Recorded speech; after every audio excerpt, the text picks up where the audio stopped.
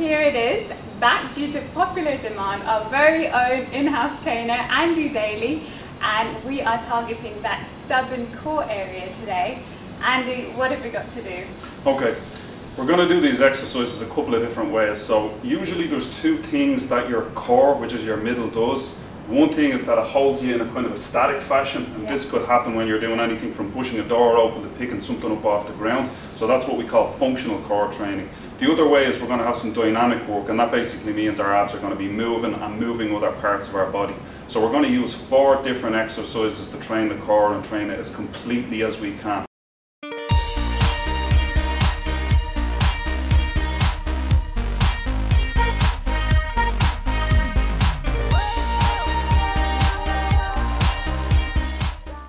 Ready to go? And just these 4 a day? For a day, Beverly, but we would probably do well to leave a day in between. The first one that we're going to do is probably one of the most famous ones, and it's the plank. So we're going to get down into the prone position, which is face down. We're going to get onto our elbows. Now we can start on our knees initially. We're going to flatten our lower back, which is very, very important. That will keep your lower back safe and keep your abdominal muscles working hard. When we're ready, we're going to lift our knees off the floor, which you should do now. So Beverly's doing pretty good there. I think I am as well. Now the important thing on the plank here, just to give you guys some feedback, is you want that lower back to be nice and straight. Very important, and I repeat that because it keeps the lower back safe and it keeps the stomach muscles working quite hard. If you have a big curve in the lower back, it's very important that you lose it. So I'm going to give Beverly about 5 seconds there, and then I'm going to let her rest. 3, 2, 1. So Beverly, you can put your knees down now. How was that? Good. Tough on the front of the core. Yeah, even on the sides. Excellent. We're going to move on to a dynamic exercise next, which I was talking about. So this one actually involves some movement. It's the toe touch crunch for our abdominals right here at the front, kind of like the plank but in a moving way. So we're going to start by putting our legs up. We're going to reach up with our arms, and we're going to peel our head and our upper spine off the floor. We're going to breathe out as we do, and this is going to give us a fairly strong contraction of the upper abdominals. So this is the top half of the abs, which is right here. Now Beverly's doing a pretty good job there. If the strength starts to go a little bit as you go along, you can revert to doing some partial reps. So you may only come up 50%, 30%, it doesn't really matter. I'm going to ask Beverly to do 3 more, and then we're going to call it a day on the toe touch crunch. 2 and 3. Okay, tough, yeah? Yeah, you feel it after a while. Excellent. Now the other thing that's important for us to do is focus on the other aspects of our core. So not only do we have our abs to train, but everybody wants to have the oblique abdominals, which they're known as right here at the side, in good shape. So one exercise that's very good for that is what we call the side plank. So to demonstrate that, I'm going to get onto my side. I'm going to have one elbow on the floor like so. I stack my feet and my knees, which I want you to do as well, Beverly. Yeah. And when we're ready, we're going to lift our hips off the floor, and following that, we're going to place our arm resting on our side. Now some people ask from time to time which is harder, arm here or arm here.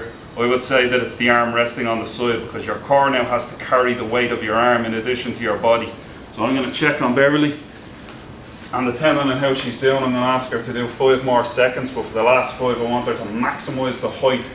Exactly, that's going to work our obliques here really hard, and I think that's more than 5 seconds. So 3, 2, 1, I'll let you rest, Beverly. So that's our side plank. It's important obviously that you do both sides therefore. So you can revert down to your right side, we were doing our left, and it means that you get balance between the 2 sides of your core. Very, very important.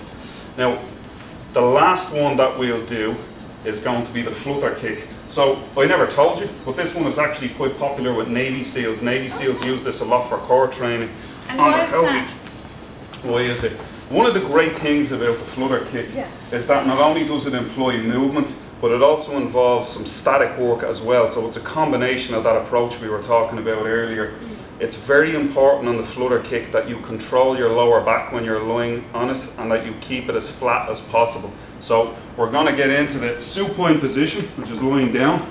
We're going to lift our legs into the air, but it's important that they're at such an angle that we can flatten the lower back with some difficulty, but that we can flatten it. Now after that, we're going to lower our head down, place our arms on the floor, and we're going to do small kicks with the legs. So we can then lower the legs a little bit until it becomes challenging for the abdominal muscles at the front of the core, but that we can still keep the lower back flat. And this is both safe and much more challenging. And don't forget to breathe. You keep your head on the floor. Beverly's just continuing there. We'll keep our arms on the floor as well. And we'll also suck the stomach in just a little bit. So this means that we're not just training the abdominals, we're training a layer of muscle underneath that called the TA, the transverse abdominis. This is responsible for keeping our stomachs flat, even if you're lean or even if you're not lean. So I'm going to ask Beverly for 5 more seconds there, but I'm going to challenge her by making the legs go a little bit lower. There we go.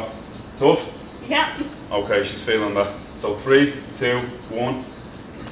About 4 times a week, every other day. You'll have a good strong core, and then hopefully then if you're training hard, you will start to get a bit leaner. The core will be not only nice to look at, which everybody wants, but it will be strong and fit for purpose. Excellent. Well guys, we hope you found that useful.